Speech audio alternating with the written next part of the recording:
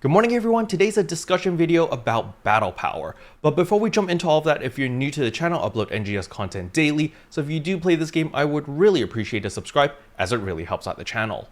Anyway, without further ado, let's begin the video.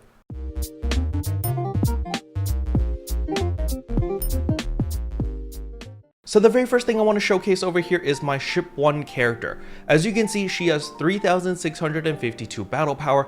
However, her melee potency is 110%, which is pretty dang good for a budget build. I just want to give you guys some context that I spent 800,000 Meseta on this character to build everything. So that is the weapons as well as the armors, the full set. In order to get everything was 800,000 Meseta. Just for context, you can make 1.5 million Meseta by completing your dailies as well as your weeklies every single week. It's very straightforward, and you make 1.5 million Meseta minimum. So in my opinion, asking people to invest 800,000 into their character, which is literally less than 1 week's worth of Meseta gain, I think that's a reasonable amount of Meseta in order to gain 110% potency. It's a very good deal. Now, just to give you guys some context, this is my ship 1 character with 110% potency versus my ship 2 character, which only has 100% potency, but my ship 2 character has spent over 100 million Meseta.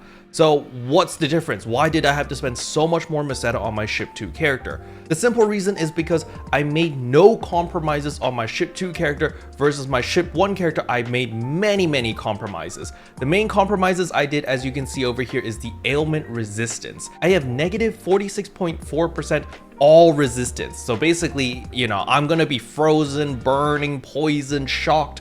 Every status element is gonna affect me a lot more than my ship 2 character. Now, another very big sacrifice I made was the damage resistance, damage adjustment, photon power, as well as HP. So basically everything except for damage took a hit. And the reason for this is a simple one. I needed to keep costs low because I didn't have a lot of resources. I didn't have a lot of Meseta. I couldn't build a well-rounded, balanced build within the budget of 1 million Meseta. So I was like, all right, what can I do? Oh, all out attack. The reason why I went all out attack is simply because if you kill the enemies faster than it kills you, you're gonna be fine, right? But if you have low damage, that means the fights drag on longer, which requires you to play well for an extended period of time, and it's more likely that you're gonna make mistakes. If the fights are relatively short, the chances of you making a mistake is gonna be minimized, so you just do more damage, and thus you die less. That's the logic behind full damage. But now I want to get to the meat and potatoes of today's video, and that is battle power. So battle power is just a very loose number that kind of signifies your power level.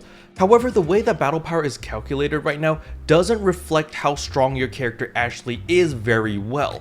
One of the main reasons I say this is because when there's an urgent quest, there's a battle power requirement. However, that requirement usually is pretty low, and many people can get in with sub-optimized gear, thus making the run much slower and more inefficient. Now, this could be the elitist in me being like, oh yeah, everyone, you just need to build up your gear and get good and life will be good. But I want to share with you guys a little story that happened in the base game. 6 years ago in the Japanese version of PSO2, so this is the base game, not NGS, there was such a thing called expert blocks as well as expert matchmaking. In order to actually access expert blocks or even expert matchmaking, there were certain requirements that you needed to do. As you can see, there were 2 conditions that you needed to meet in order to be eligible for expert matching. So the first one was you needed an S rank clear from the solo training, which you needed to clear within 15 minutes. And on top of that, you also needed an S rank clear of Destroyers of Light. This was a trigger, and you needed to clear it within 18 minutes. So I know for a fact that the majority of my viewers have never played the game 6 years ago. You probably don't even know what expert matchmaking is or expert blocks. So what expert matchmaking essentially was it only matched you with other players that were also qualified for expert matchmaking. So if you're super geared and super powerful, you'd only be paired with other players with similar battle power in order to do any urgent quests or do any group activities. So this was a system that worked really well on the JP servers. However, fast forward 3 years later, we got PSO2 on the global servers. So again, this is the base game, not NGS. we did not get expert matchmaking. The reason we didn't get expert matchmaking was because people thought it would brew toxicity and elitism.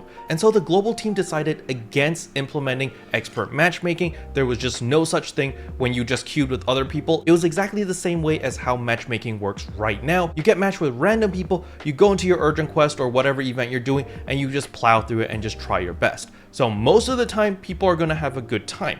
However, there have been people that have gotten really bad experiences. I know Criticaster has been in some really cursed runs where it's taken like 20 minutes, 25 minutes to do a single urgent quest, and that's just unacceptable in my personal opinion.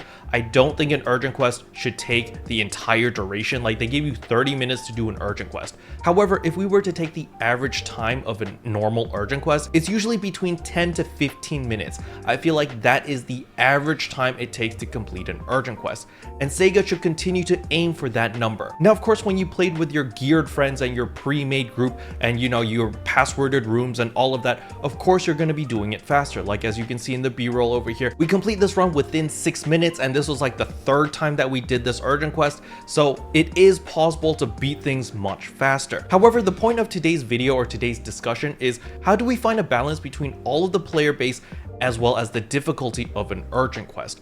Because I don't think smashing your head against Darkfall's Aegis for 20 minutes, 25 minutes is fun. I think that's unfun for everyone, regardless whether you're super geared or you're not geared at all.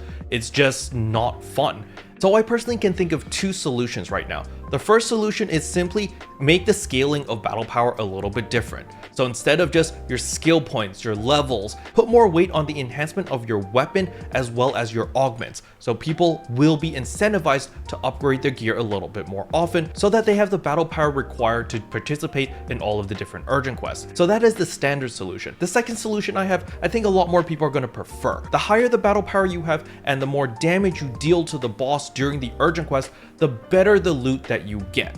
I feel like that would be a very huge incentive for a lot of people to gear up incredibly hard. Because if you say, hey, yes, you can do Darkfall's Aegis with your really low tier weapon, it's perfectly fine, but you're not going to get as much loot unless you invest into your character to make them stronger. So that way it's a win-win situation in my books. People invest into their characters so that they can farm things faster and more efficiently. The reason why a lot of people don't care about their gear right now is because they're like, why should I bother? The difference between having 150% potency and 100% potency is very negligible. You're saving like 2 seconds against a boss. It's not a big deal. However, if they factor in more damage equals more loot, then a lot of people are going to be like, okay, I want to do things efficiently. I want to farm things. I need to get all of these items. So I need to be strong in order to get all of these items even faster.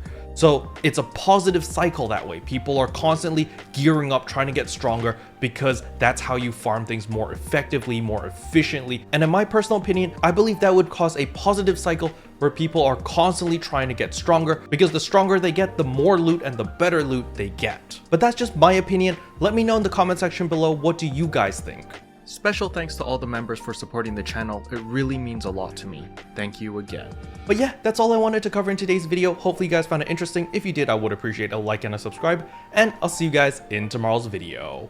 Bye!